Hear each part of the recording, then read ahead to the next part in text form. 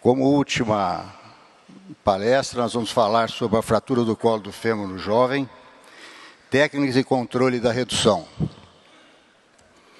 O objetivo da nossa apresentação é apresentar as técnicas de redução, como visualizar uma boa redução, analisar os métodos de fixação e como diminuir o índice de complicações nessa fratura extremamente difícil de tratar, mas possível de se conseguir bons resultados.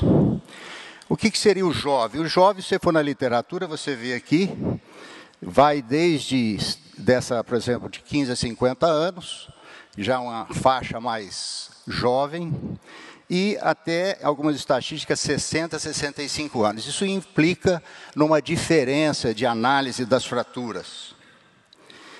O jovem, propriamente dito, de alta energia, ele geralmente é fruto de colisão, queda de altura, politrauma e raramente impactadas. Já o idoso, aquele grupo mais perto dos 60, dos 65 anos, em que você decidiu que vai salvar a cabeça do fêmur, geralmente tem um padrão mais parecido com fratura osteoporótica, é muito comum a impacção, e isso tem importância na decisão do tratamento. Epidemiologicamente, 3% das fraturas do quadril, a fratura da diáfise de 1 a 9%, trauma associado 50%, e falha de diagnóstico chega a 50% em algumas estatísticas, e a incidência de complicações até 45%. Classificação são várias, a classificação AO classifica como B as fraturas do colo, seriam as centrais.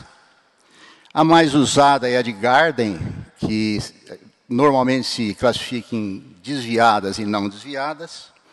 E a classificação de Powell, que tem importância, principalmente na análise da verticalização do traço de fratura, e isso implica, muitas vezes, na mudança da sua tática de tratamento.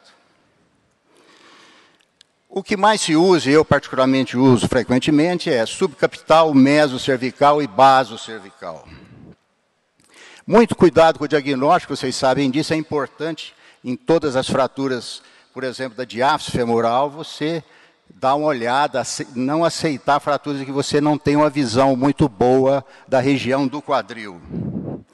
Nesse caso, por exemplo, numa das radiografias dentro do centro cirúrgico, suspeitou-se e realmente havia uma fratura do colo do fêmur que não se via facilmente. A tomografia é importante, mas ela precisa ter uma solução de continuidade. Já a ressonância, você vê, mesmo sem a solução, você vê o traço, o edema da fratura, e o radiologista pode lhe sugerir o diagnóstico de fratura. E aí você faz propriamente o tratamento, e endereçando também o colo do fêmur. Muito bem, o tratamento conservador é possível, mas você tem que saber que 25% sofrerão desvios nas primeiras 6 semanas. Este é um caso de um senhor de 65 anos que chegou deambulando, com marcha antálgica, e no hospital que foi atendido, 3 dias depois, apareceu com essa fratura completa. Então, é extremamente importante você pensar em fratura do colo do fêmur, e principalmente nessas fraturas do fêmur. É consenso na literatura que as fraturas estágio 1 e 2 de Garden, aquelas sem desvio, devem ser tratadas com osteossíntese, estabilidade absoluta e o método compressão interfragmentária. Frequentemente, resolve o problema e é uma fratura feita percutânea sem problema. A fratura desviada, já se sabe desde muitos anos, de 1935 com Powell, que a redução anatômica precoce e a fixação estável correlaciona com baixos índices de osteonecrose.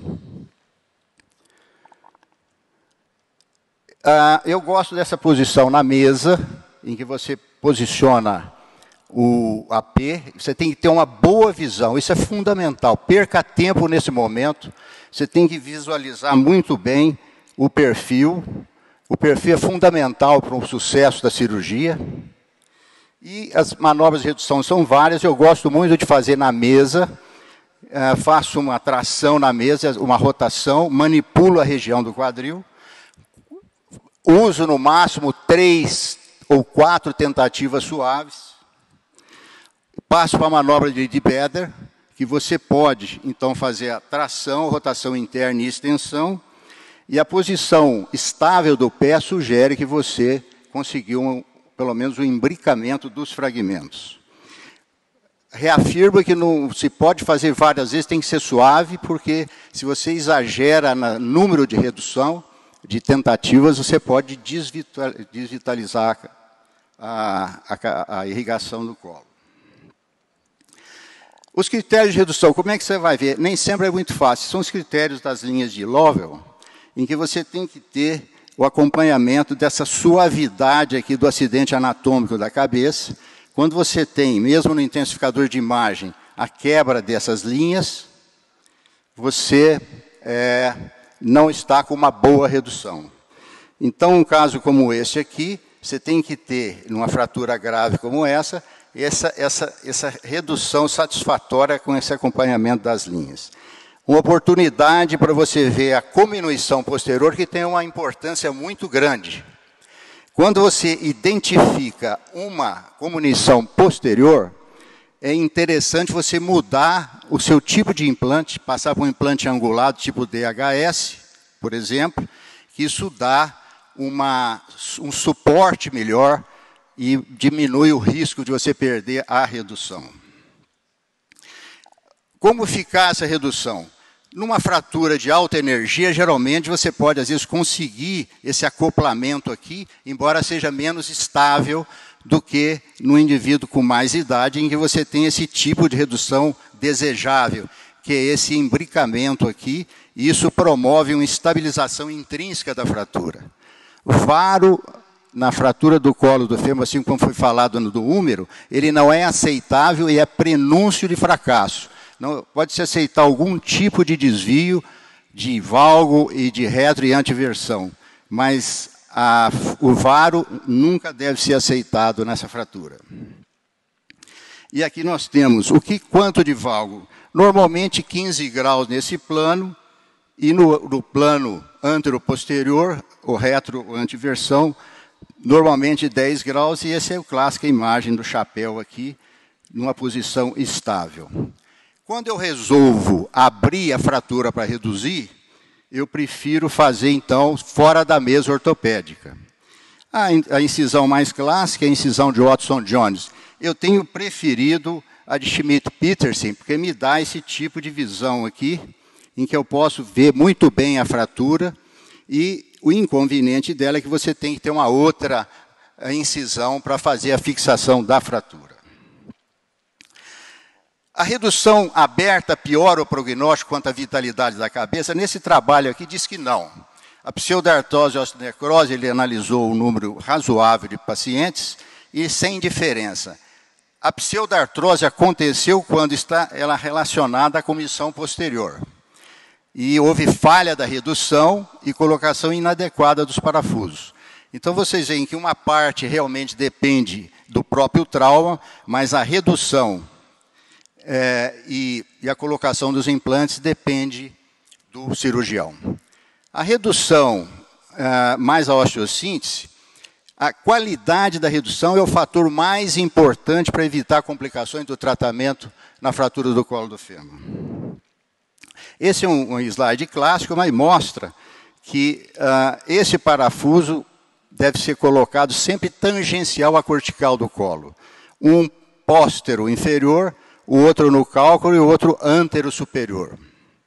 Mas mais importante, nesse quadro aqui, a colocação dos parafusos nessa posição, ela cai naquele triângulo de Ward e ele não fixa a fratura.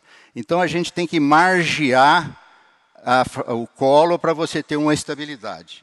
E isso foi demonstrado com clareza nesses casos que vão a seguir. Essa aqui é uma fratura, então, de um paciente já de 67 anos, que resolvemos salvar a cabeça por causa da vitalidade da cabeça. Você vê que é importante analisar a situação biológica do paciente. E aqui a colocação dos parafusos. Vocês veem que aqui esse parafuso poderia talvez ter ficado mais anterior aqui para garantir esse espaçamento. E aqui consolidado com 7 meses. Mais importante nesse trabalho aqui,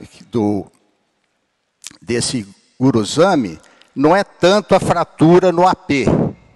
Quando você olhar no perfil, você tem que ter esse quadro de paralelismo de parafusos. Esse espaçamento no perfil é absolutamente fundamental para você ter mais estabilidade na construção dessa fratura. Ele reduz o risco de complicações.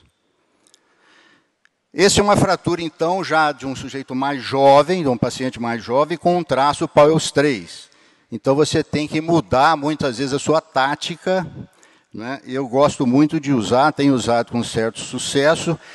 Depois de fazer a compressão, você usar um parafuso oblíquo, travando o cisalhamento da cabeça do fêmur.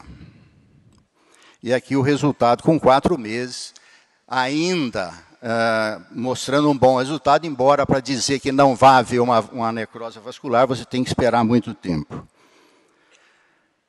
Os parafusos, eles são interessantes, mas aqui algumas coisas que não devem ser feitas. Eles não devem nunca ser colocados abaixo do pequeno trocânter, porque ele pode fazer uma fratura iatrogênica.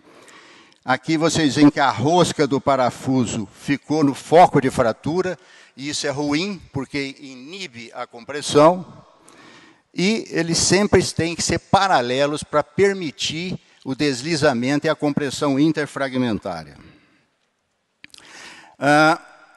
Quando você tem, então, fratura basocervical, ou você tem osteopenia, um osso que você já está perto daqueles 60 anos, ou você tem um Pauwels 3, que é uma fratura de traço vertical ou com diminuição posterior. Então, é interessante também você mudar para o implante de ângulo fixo e, sempre que possível, nessas situações, usar o parafuso, principalmente na base cervical, usar o parafuso antirrotatório. E nessa fresagem, em todas as situações, muito cuidado com fresagem intempestiva e sempre pensar na possibilidade da cabeça girar quando você for machiar ou fresar, tanto para o seu DHS quanto o seu parafuso, tentar inibir esse giro da cabeça com um fio de Kirchner ou já com o parafuso esponjoso colocado. Esse é um outro caso, uma fratura de 54 anos, Garden 3. Vocês veem aqui como deve ser a redução, não é? Vocês veem um AP muito bem feito, e aqui também essa visão muito boa do perfil, a fixação com os fios. E aqui a mudança era para ser feito, como no intensificador de Martz se verificou que era uma fratura mais para base cervical, muda-se a tática e passa-se então para um implante de ângulo fixo com o parafuso rotatório.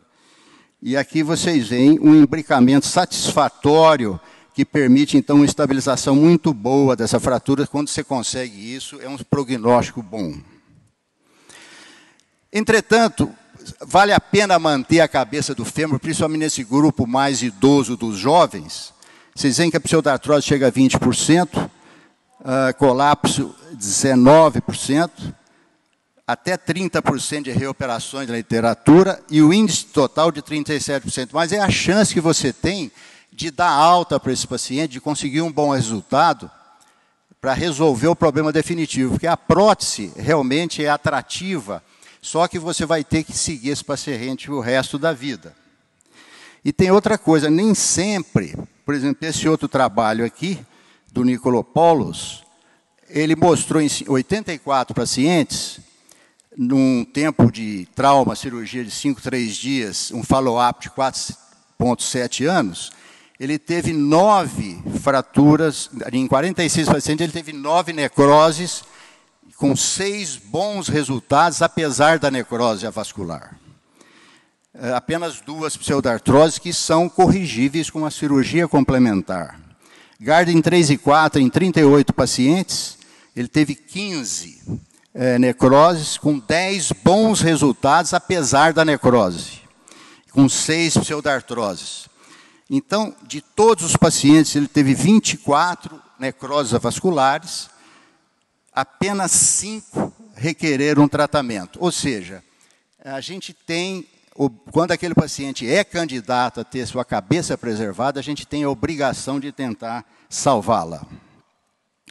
Em conclusão da nossa apresentação, uma boa redução é fundamental para o sucesso, isso depende do médico. Uma boa fixação também é fundamental, quer dizer, isso aí também depende da sua curva de aprendizado e depende da sua técnica.